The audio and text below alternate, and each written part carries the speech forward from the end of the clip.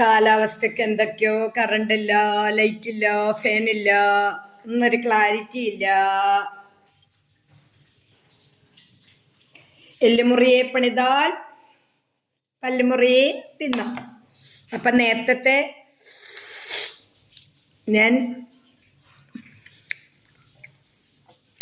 നേരത്തെ ഞാൻ മല്ലം പണിയെടുത്ത ചക്ക ഈ രൂപത്തിലായി.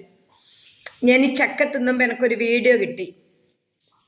തളിപ്പറമ്പിൽ ഒരു വീട്ടിൻ്റെ മുകളിൽ കഴങ്ങ് വീണ്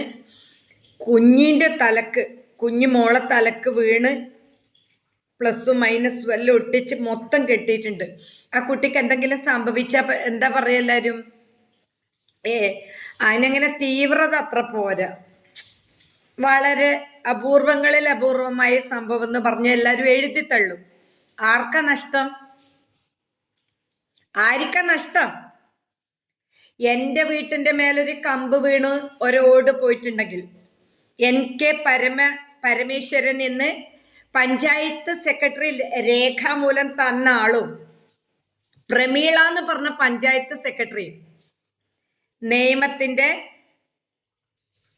നീതിപീഠത്തിന്റെ മുന്നിൽ, ബഹുമാനപ്പെട്ട കോടതിന്റെ മുന്നിൽ അവരെത്തും.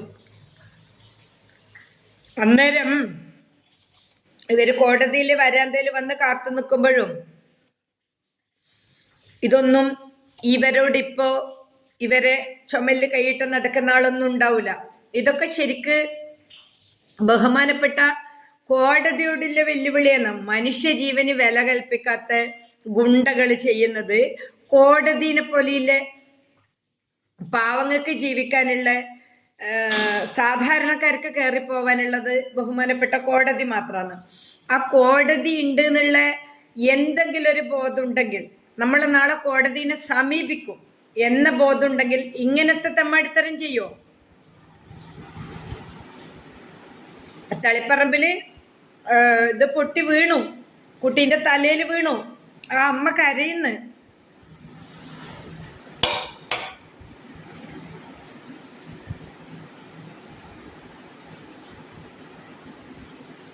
ഇവിടെ നീതി ചിലരിൽ മാത്രം നിക്ഷിപ്താണ്.